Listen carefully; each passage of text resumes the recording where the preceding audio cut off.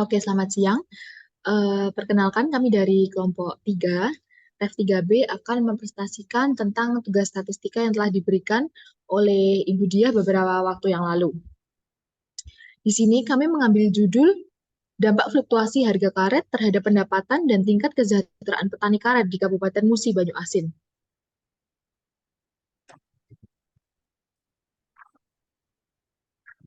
Oke, di sini kami mempunyai beberapa bahasan yang akan kita bahas di presentasi kita kali ini. Yang pertama adalah pendahuluan, yang kedua adalah metode penelitian, yang ketiga adalah hasil dan pembahasan, yang keempat kesimpulan, dan yang terakhir adalah penutup. Sebelumnya, perkenalkan anggota tim kami dari kelompok 3, yaitu saya sendiri Mita Karisma Putri, dan ada dua teman saya, yaitu ada M. Alfayet dan Maliki. Oke, yang pertama, seperti yang kita ketahui bahwa Indonesia merupakan negara agraris ya. Itu berarti kan banyak bidang ataupun banyak eh, aspek kehidupan itu yang berpengaruh dari si sektor ini. Nah, agraris itu apa sih? Agraris itu kan dia kan bergantung pada si pertanian, perkebunan, pokoknya yang hasil-hasil bumi gitu kan. Nah, salah satunya itu adalah karet. Tanaman karet di Indonesia itu jadi salah satu komoditas perkebunan yang punya peranan penting baik dari segi sosial maupun ekonomi. Seperti yang kita lihat di sini ya, di tahun 2020 itu tuh kan produksi karet di Indonesia itu mencapai 2,88 juta ton per tahun. Dan pada 2021 itu mengalami kenaikan menjadi 3,12 juta ton per tahun. Itu berarti kan Indonesia ini kan termasuk produktif ya dalam memproduksi si karet ini. Selanjutnya, di grafik yang kedua bisa kita lihat bahwa provinsi yang menduduki nomor satu untuk produksi karet itu adalah Sumatera Selatan. Khususnya kalau di Sumatera Selatan itu ada di Kabupaten Musi Banyuasin, karena di kabupaten ini tuh memiliki luas perkebunan karet itu mencapai 211,725 hektar. Dengan luas area tersebut, Kabupaten Musi dapat menghasilkan produksi karet sebesar 155,303 ton. Nah, harga karet ataupun harga komoditas itu kan mesti kan selalu mengalami fluktuasi ya tiap tahunnya itu. Nah, dari fluktuasi itu kan mesti kan berpengaruh ke banyak variabel ya, misal untuk pendapatan, misal untuk jumlah produksi dan lain-lain. Permasalahan fluktuasi harga karet ini menurut kami itu suatu hal yang penting. Makanya dari sini kami sebagai penulis mengangkat judul ini untuk tahu tuh apa sih dampak fluktuasi harga karet ini terhadap pendapatan si petani karet ini. Next.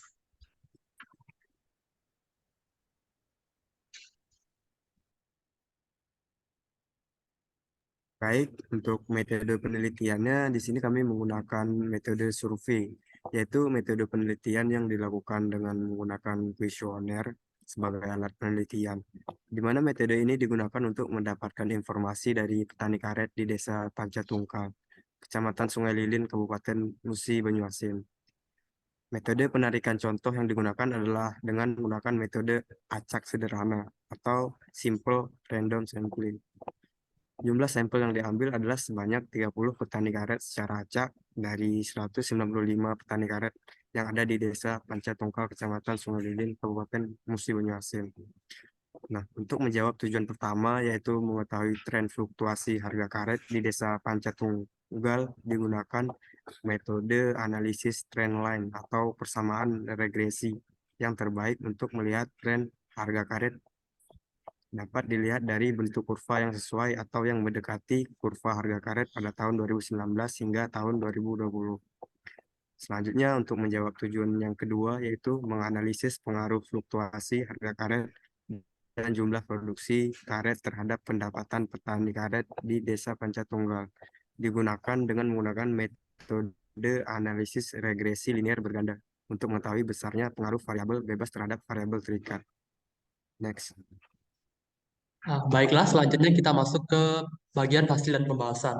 Eh, Sesuai dengan judul kita tadi, tentunya kita harus mencari variabel pertama yang kita dapatkan, ya, yaitu di sini adalah variabel harga dari karet itu sendiri. Nah, dari hasil data yang sudah kami dapat, kemudian diolah dan didapatkan seperti pada gambar satu di sini, yaitu gambar tren fluktuasi harga karet tahun 2015 sampai 2020 di Desa Pancatunggal. Untuk tren line ini sendiri dibuat dengan menggunakan metode regresi polinomial, yang mana eh, metode ini dipilih karena menghasilkan nilai R square yang paling besar, yaitu 0,7859. Dari nilai R square ini dapat diartikan bahwa variabel X, yaitu waktu, mempengaruhi variabel Y, yaitu harga, sebesar 78,5%. Yang mana di sini sisanya tidak dijelaskan eh, variabel yang mempengaruhi.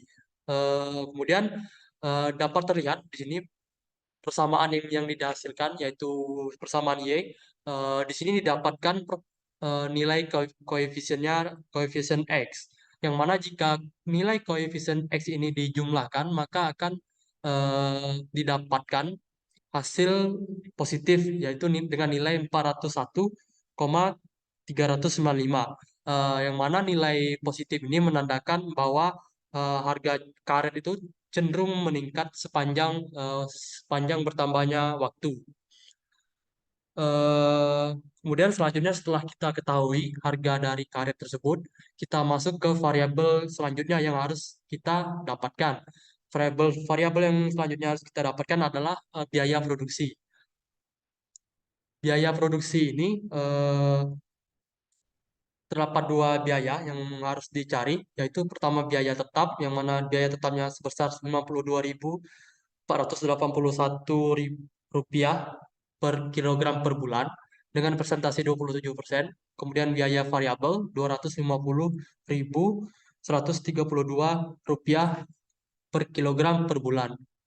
Eh, Dalam persentase 100% dan dijumlahkan menjadi 300.042.613. Nah, pada tabel 2 ini dilihat rincian dari biaya biaya tetap yang telah dituliskan sebelumnya, yang mana biaya tetap itu terdapat dari biaya cangkul, pisau deres, mangkok, talang, kotak, ember, gerobak, parang, mesin, kemudian juga hair sprayer, dan sepatu boot. Yang harga ini merupakan rata-rata biaya penyusutan alat per kilogram per bulannya. Kemudian adalah biaya variabel. Nah, untuk biaya variabel yang mana itu berasal dari biaya pupuk, herbisida, dan juga bahan pembeku. Selanjutnya akan dijelaskan oleh Mita. Baik, terima kasih. Di sini pendapatan usaha apa sih yang dibahas dalam penelitian ini? Di sini pendapatan usaha yang dibahas itu dengan menghitung jumlah penerimaan dikurangi biaya produksi dari si eh, petani ini dalam mengelola si produk atau mengelola si karet ini. Pendapatan ini dipengaruhi oleh beberapa faktor. Salah satunya adalah faktor harga, di mana tingkat fluktuasi harga mempengaruhi jumlah pendapatan diterima oleh petani karet. Pendapatan usaha tani merupakan hasil bersih yang diterima oleh petani. Jadi, hasil pengurangan itulah yang diterima atau sebagai bisa dikatakan sebagai gajinya si petani ini. Pendapatan didapatkan dari hasil pengurangan antara penerimaan dengan biaya produksi yang telah dikeluarkan si petani. Jumlah pendapatan diterima petani nggak selalu sama karena jumlah produksi dan harga karet itu tadi kan fluktuatif. Terus rata-rata pendapatan petani di Kabupaten Musi Banyu Asin ini bisa kita lihat di tabel yang keempat, tabel yang atas ini ya. Itu bisa kita lihat bahwa eh, rata-rata pendapatan yang diterima oleh petani pada tahun 2019 dan 2020 itu sebesar 2.335.792 itu dalam sebulan dalam setiap kilonya. Selanjutnya,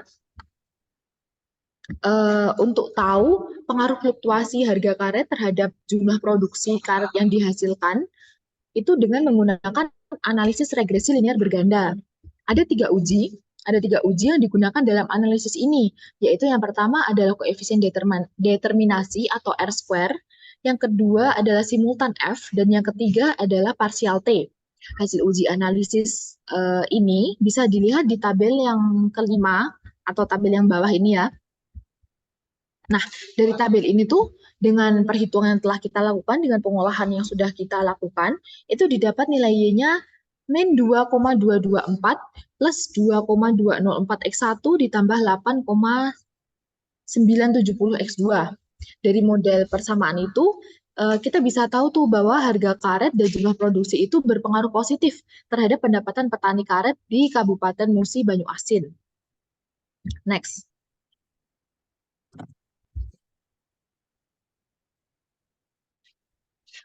Nah, seperti yang udah kita bahas tadi bahwa ada tiga uji ya. Di sini yang pertama yaitu uji koefisien determinasi atau uji R-square. R-square ini kan digunakan untuk kita tahu ya seberapa baik model yang digunakan pada penelitian ini. Jika nilai R-square itu mendekati 1 atau semakin besar, itu berarti kan dia modelnya itu udah pas untuk dipakai atau digunakan. Dan di sini untuk hasil analisa kita, sebelumnya mohon maaf karena ini ada kesalahan penulisan. Seharusnya R-square-nya itu yang didapat adalah 78,99%. Karena ini yang terdapat di PPT sekarang adalah hasil perhitungan kita di awal sebelum penulisan paper ini. Kita bisa tahu bahwa nilainya itu sekitar 79% ya. Nah, berarti ini kan variabel harga dan variabel jumlah produksi itu pengaruhnya itu sebesar 79% ini. Selanjutnya, yang kedua adalah uji koefisiensi regresi atau uji F. Di sini untuk tahu nih, apakah semua variabel bebas secara bersama-sama itu berpengaruh terhadap variabel terikat. Kan ada dua variabel tuh, ada independen sama dependen. Kalau independen itu kan yang mempengaruhi, kalau dependen itu kan yang dipengaruhi sama si variabel independen ini. Pada hasil analisis uji regresi linear berganda yang kita lakukan, itu didapat nilai signifikan uji F yaitu 0,00. Berdasarkan kriteria pengambilan data bahwa nilai signifikansi jika dia kurang dari 0,05, maka variabel bebas itu secara bersama-sama memiliki pengaruh terhadap variabel terikat. Dengan kita mendapatkan hasil uji 0,00, yang mana nilai itu kurang dari 0,05, maka kita nyatakan bahwa variabel harga karet dan jumlah produksi itu secara bersamaan berpengaruh terhadap variabel pendapatan petani karet. Apabila salah satu variabel mengalami perubahan, maka yang lain juga mengalami perubahan. Misalnya, kalau misal harga karet mengalami penurunan, maka pendapatan petani juga mengalami penurunan. Begitupun sebaliknya. Yang ketiga adalah uji koefisien parsial atau uji P. Di sini untuk melihat apakah masing-masing variabel bebas itu berpengaruh terhadap variabel terikat. Berdasarkan analisa yang sudah kita buat, di sini kita mendapatkan hasilnya kurang dari 0,05.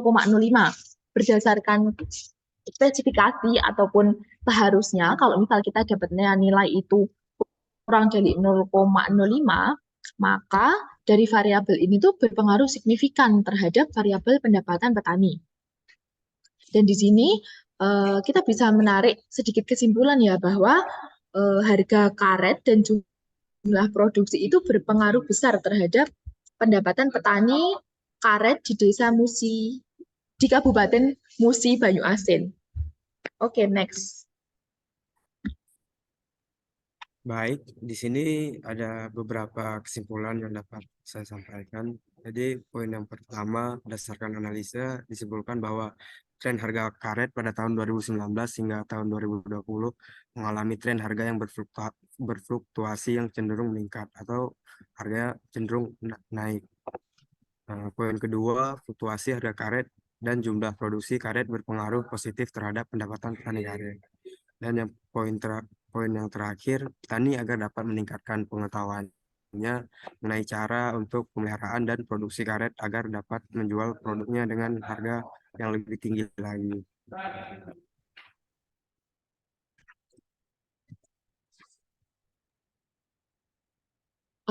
Oke, dengan berakhirnya presentasi dari kami, maka berakhir pula sesi penjelasan kami mengenai tugas yang diberikan oleh dosen pengampu statistika kami, Budia.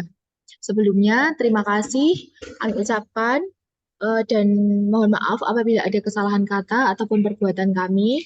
Kami dari kelompok 3 pamit undur diri. Terima kasih. Assalamualaikum warahmatullahi wabarakatuh.